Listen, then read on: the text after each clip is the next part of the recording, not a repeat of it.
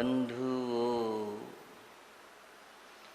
एवं श्रद्धाशील बहनों, हमारी नित्य चर्चा श्री भगवती सूत्र की चल रही है और इस शास्त्र के विविध प्रश्न, प्रसंग और चर्चाएं यथा समय आपके सामने रख रहा। आज हम कुछ और चर्चा करेंगे और चर्चा भी क्या है, आज हम भारत के एक महान पुरुष की चर्चा करेंगे जिनको वासुदेव श्री कृष्ण के नाम से दुनिया जानती है। बंधुओं, वासुदेव श्री कृष्ण एक ऐसे महापुरुष हैं जिनका जैन धर्म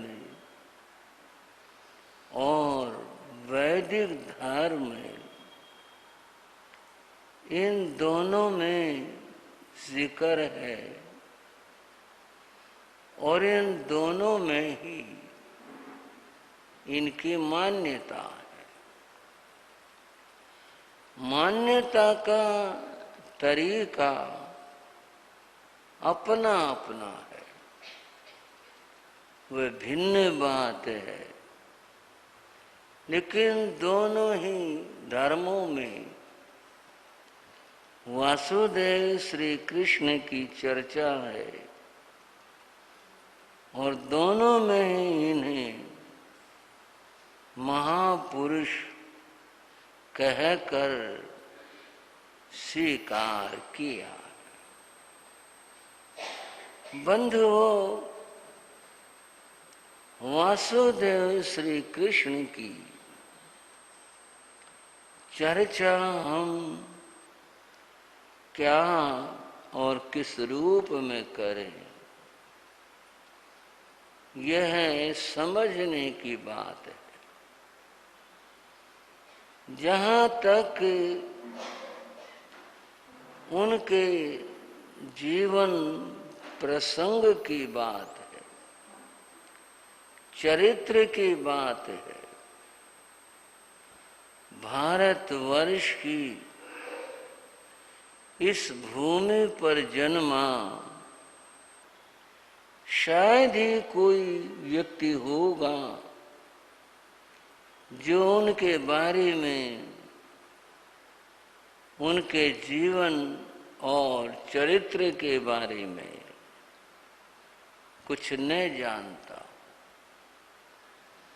सभी को ज्ञात है कि वे वसुदेव के पुत्र थे और उनकी माता जगन माता देवकी देवी थी। इस बात से सभी परिचित हैं और ये बात भी सभी जानते हैं कि मथुरा में उस समय जो राज चल रहा था, जो हो रहा था, वो था राजा उग्रसेन का राज्य था। राजा उग्रसेन की 3 संतानों का जिक्र जैन ग्रंथों में आता है। वैदिक ग्रंथों में 3 संतानों का जिक्र नहीं आता, यहां आता है। उनका बड़ा बेटा था कंस, उसका नाम था। दूसरे नंबर पर उनकी बेटी थी जिसका नाम देवकी था। जैन शास्त्रों में तीसरे संतान का जिक्र आया, उसका नाम अतिमुक्त कुमार था।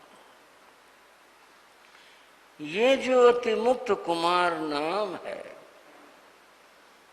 यह हमारे शास्त्रों में एक और जगह भी आया है, और वह आया भगवान महावीर के समय में। आगे पर्युषणों में आप जब सुनेंगे तो अतिमुक्त कुमार का जिक्र आएगा। काल के दोनों में बहुत बड़ी भिन्नता, बहुत बड़ी भिन्नता, अंतर है। बंधुओं, नाम की साम्यता बहुत बार बन जाती है। एक नाम से कई व्यक्ति हो जाते, वर्तमान में भी काल के भेद से भी कई हो जाते। अतिमुक्त यहाँ का जैन परंपरा का एक विशिष्ट नाम है, जिसका अर्थ है जिन्होंने परम मुक्ति को, मोक्ष को प्राप्त किया, उसको अतिमुक्त कहते। शायद इसी भाव से यहां तीसरे पुत्र का नाम आया है। और प्रसंग भी थोड़ा सा ध्यान दिलाऊंगा, ज्यादा चर्चा तो फिर पर्युषण में होगी। ये 3 संतानें राजा उग्रसेन की थी। कंस बड़ा हो गया, युवा हो गया। उस समय राज्य की, राज करने की, राज पाने की बलवती इच्छा जागृत हुई, और वह इतना क्रूर और कठोर था कि उसने अपने पिता को जेल में डाल दिया और स्वयं राजा बन बैठा। 3 पुत्रों का जिक्र आता है धार्मिक साहित्य में। एक तो कंस का जिक्र आता है, जिसने अपने पिता को जेल में डाला। दूसरा कौणिक का जिक्र आता है जैन साहित्य में।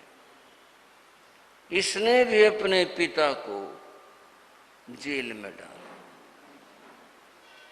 और तीसरा जो नाम है वह है दूसरी परंपरा का है, औरंगजेब का है। उसने भी अपने पिता को जेल में डाला। ये वो पुत्र हैं जो बड़े क्रूर और कठोर हुए। राज्य की जिनके मन में बड़ी इच्छा थी, लालसा थी राज्य पाने की, और इसके लिए उन्होंने पिता को ही जेल में डाल दिया। कंस राजा बन बैठा। एक बात होती है, अपराधी अपराध तो करता है, पर उसके मन में एक भय और डर भी रहता है। अपराधी अपराध करते हुए भी दाएं बाएं देखता, कोई देख तो नहीं रहा, किसी को पता तो नहीं चला। पर यहां ना पता चलने की बात तो नहीं थी, पर कंस के मन में ये रहता था कि मैंने पिता से राज्य छीना है। एक तो होता है वे पिता से प्राप्त करना, एक छीनना। कहीं ऐसा तो नहीं हो कभी कोई विद्रोह हो जाए जनता में, कोई और घटना हो जाए और ये मेरा राज्य चला जाए, ये भय रहता था। उसने ज्योतिषियों से पूछा, कुछ कहते हैं आकाशवाणी हुई, जो हुआ उसमें ये बात वैदिक परंपरा में आई कि तुम्हारी बहन देवकी का 7वां पुत्र, वहां 7वें का जिक्र है, तुम्हारे बहन का पुत्र वह तुम्हारी मृत्यु का कारण बनेगा। यह उसे पता चला। हमारे यहाँ तिमुक्त कुमार मुनि ने कहा था, उन्होंने बताया था जैन परंपरा में 7वां पुत्र है, वैदिक परंपरा में 8वां पुत्र है। बंधुओं, अब ये पठित और श्रुत कथा है सारी, मैं आपको कहीं और लेके चल रहा हूं, थोड़ी सी बात कर रहा हूं। ये जानकारी के बाद कंस के मन में यह आया कि मैं देवकी के उस पुत्र को मार डालूं। उसने ये योजना बनाई। अभी जन्म भी नहीं हुआ, कुछ नहीं, अभी से ही उसने ये सोचना शुरू कर दिया। एक और चक्र वैदिक परंपरानुसार पड़ा कि इधर से गिने उधर से गिने, कैसे क्या जो था, उसने अपने उस जीजा बहनोई से धोखा किया, जुआ खेला। और ऐसा है, विनाश काले विपरीत बुद्धि, विनाश का जब समय आता है बुद्धि विपरीत हो जाती। धर्मराज जिसे कहते हैं युधिष्ठिर, उसने जुआ खेला और अपना विनाश किया। यहां पर बंधुओं, वसुदेव ने जुआ खेला और बहुत सारे उदाहरण हैं जिन्होंने जुआ खेला। राजा नल ने जुआ खेला, जिसने जुआ खेला उसका विनाश हुआ। फिर भी लोग नहीं मानते, इतने उदाहरण है सामने, जुए कितने सारे उदाहरण है, नहीं समझ आते, फिर उसी रास्ते चलते हैं। बंधुओं, आज जुए के कुछ रूप बदले,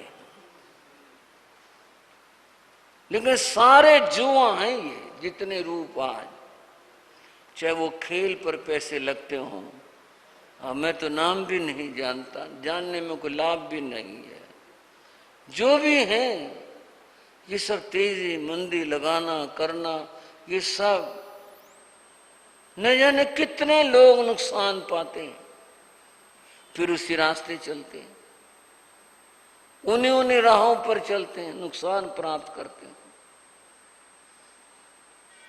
बंधुओं, इन 7 कुव्यसनों में से जुआ एक कुव्यसन है जो कभी खेलना नहीं चाहिए, करना नहीं चाहिए, और जिन्होंने किया उन्होंने नुकसान पाया। यहां भी यही हुआ, वसुदेव हारे और तो हारे, होने वाले अपने संतान को भी दांव पर लगा दिया, जो कंस चाहता था।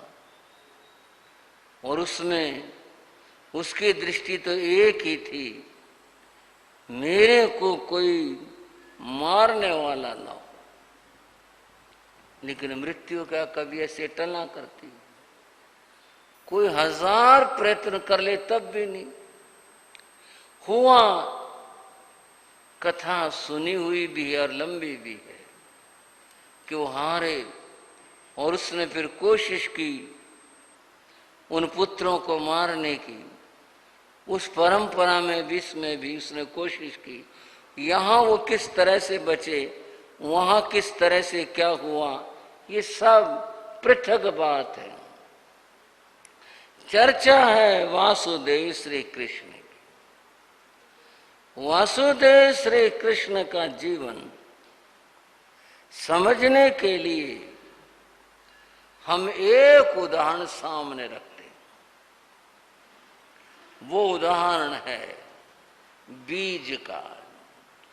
जैसे धान्य आदि अन्न और किसी पेड़ फल किसी का भी बीज है, उसको बोया जाता है। किसान माली लगाता है, बोता है। बीज छोटा सा होता है, जमीन में दबा दिया गया। कहाँ छोटा सा बीज ढेर मिट्टी के नीचे दबा दिया।